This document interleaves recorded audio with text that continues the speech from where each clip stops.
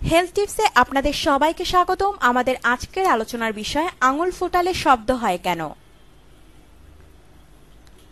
স্বাভাবিকভাবে হোক বা মজার বিষয়ে হোক, আমরা সাধারণত আঙুল ফুটিয়ে থাকি। অনেক সময় দেখা যায় বাচ্চারা আঙুল ফোটানো নিয়ে প্রতিযোগিতা করে থাকে। তাই আঙুল ফোটানো আমাদের সবার পরিচিত একটি অভ্যাস। আঙুল বলতে শুধু হাত বা পায়ের আঙুল নয়, অনেককে ঘাড় ফোটাতেও দেখা যায়।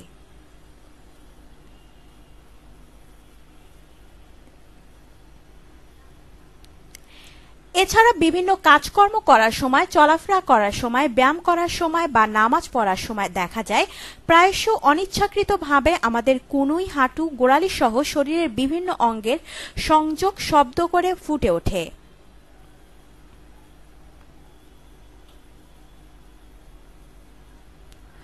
আমরা হয়তো মনে করি এক হাড়ের সাথে আরেক হাড়ের ঘষা লাগার ফলে এই শব্দের সৃষ্টি হয়, কিন্তু বিষয়টি মোটেও তা নয়। আমাদের শরীরের হাড়গুলোর সংযোগ স্থলগুলো একগুচ্ছ সুতার মতো তন্তু বা লিগামেন্ট দ্বারা আবদ্ধ থাকে। এই লিগামেন্টগুলোর বন্ধনই আমাদের শরীরের দুই পাশের হাড় শক্ত করে ধরে রাখে।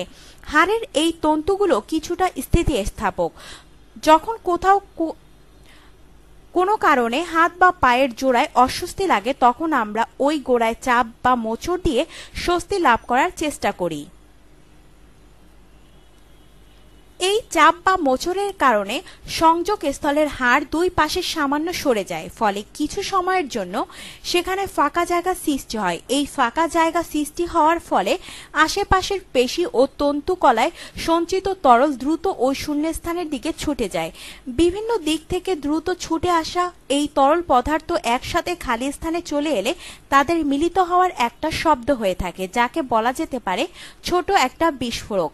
আর সেই শব্দটি আমরা শুনতে পাই এবং এটিকে আমরা আঙুল ফোটানোর শব্দ বলে মনে করে থাকি। পরে দ্রুত ছুটে আসা তরল পদার্থগুলো আবার ধীরে ধীরে চারপাশে মিলে যায় এবং দুই পাশের হাড় আবার তার বন্ধনীতে আবদ্ধ হয়ে যায়।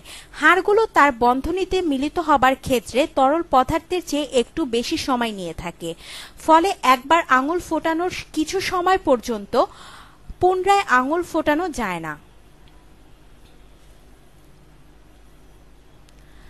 আঙুল ফোটানো একটি মন্দ অভ্যাস। আঙুল ফোটালে শরীরে তেমন কোনো ক্ষতি হয় না, তবে অতিরিক্ত আঙুল ফোটালে অতিরিক্ত চাপের কারণে হাড়ের সমস্যা হতে পারে বা হাড়ের স্থানচ্যুতি ঘটতে পারে।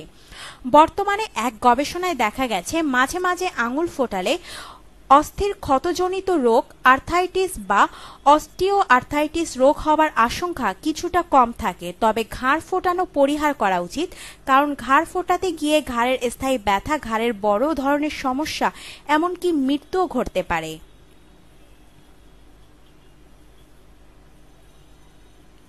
আপনার জীবনকে আনন্দময় করে তুলতে এবং বিভিন্ন স্বাস্থ্য টিপস ও পরামর্শ পেতে আমাদের চ্যানেল সাবস্ক্রাইব, লাইক ও শেয়ার করবেন।